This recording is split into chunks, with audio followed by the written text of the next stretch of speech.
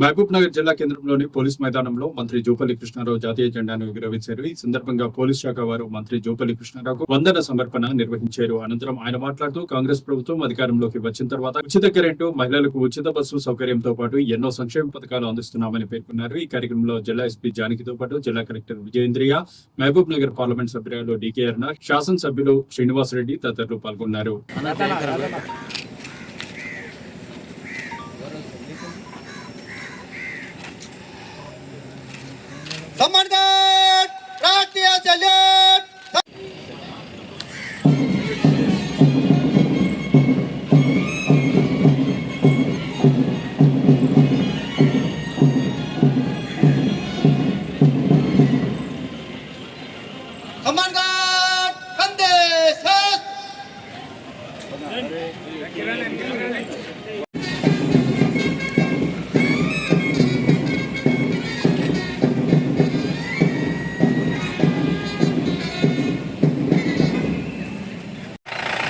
సర్వాంగ సుందరంగా ముస్తాబైనటువంటి వాహనంలో నయన మనోహరంగా అందరినీ కూడా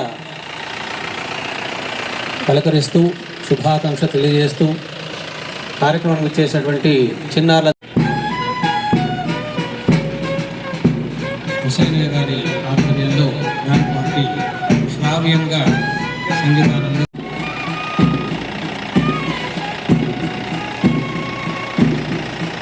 వివిధ శాఖల ఆధ్వర్యంలో ఏర్పాటు చేసిన సిబ్బంది కూడా శుభాకాంక్షలు తెలియజేస్తూ ముందు కదులుతున్నారు.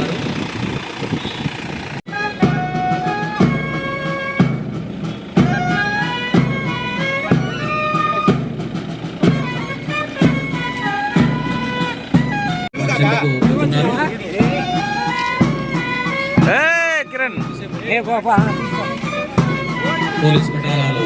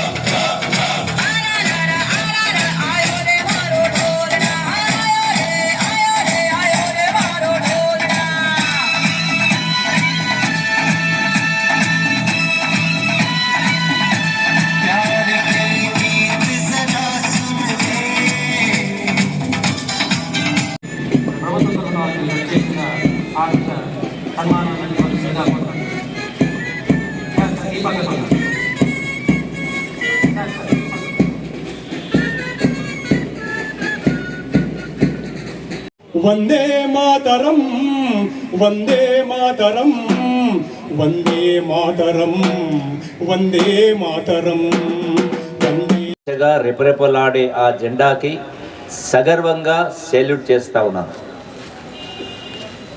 పల్లె నుండి ఢిల్లీ దాకా ప్రతి పౌరుడు దేశమాతకు అంకితమై దేశ ప్రగతికి పునరంకితమయ్యే పవిత్రమైన రోజు. పూజ్య బాపూజీ, పండిట్ నెహ్రూ, సర్దార్ వల్లభాయ్ పటేల్, సుభాష్ చంద్రబోస్, డాక్టర్ బాబాసాహెబ్ అంబేద్కర్, భగత్ సింగ్, మౌలానా ఆజాద్ వంటి సమరయోధుల, శాంతి దూతల త్యాగ ఫలమే ఈరోజు. వారి త్యాగ నిరతిని శ్లాఘిస్తూ నూతన భారతావానికి పునరంకితమయ్యే రోజు. ఇది మన ప్రజాస్వామ్య భారతానికి 79వ పండుగ రోజు. ఈ స్వాతంత్ర దినోత్సవంలో భాగస్వాములవుతున్నందుకు మనమందరం సంబరపడాల్సిన రోజు. మనకు 1947 ఆగస్టు 15న స్వాతంత్రం వచ్చింది. ఆనాడే మన అభివృద్ధికి బీజాలు పడ్డాయి. పంచవర్ష ప్రణాళికబద్ధ ప్రగతికి బాటలు వేశాయి.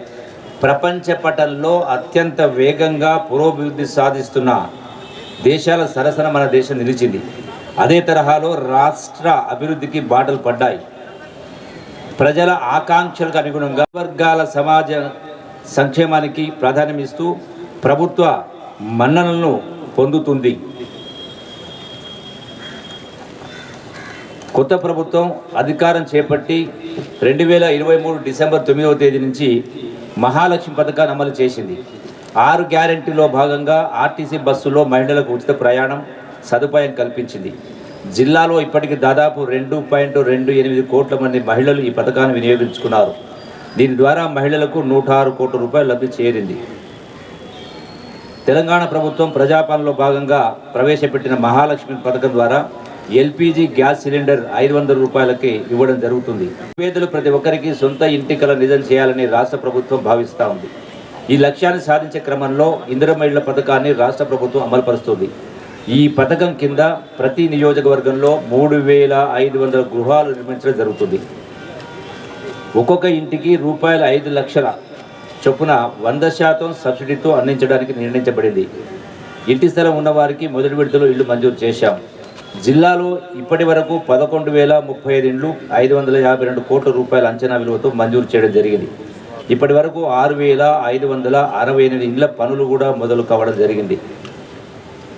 అట్లాగే వ్యవసాయ శాఖ సంబంధించి రైతు భరోసా పథకంలో భాగంగా యాసంగి 2024-25 సీజన్కు జిల్లాలోని మొత్తం 1,88,836 మంది రైతులకు 161 కోట్లు, వానాకాలం 2025 సీజన్కు గాను 2,14,929 మంది రైతులకు 243 కోట్ల రూపాయల రైతుల బ్యాంకు ఖాతాలో జమ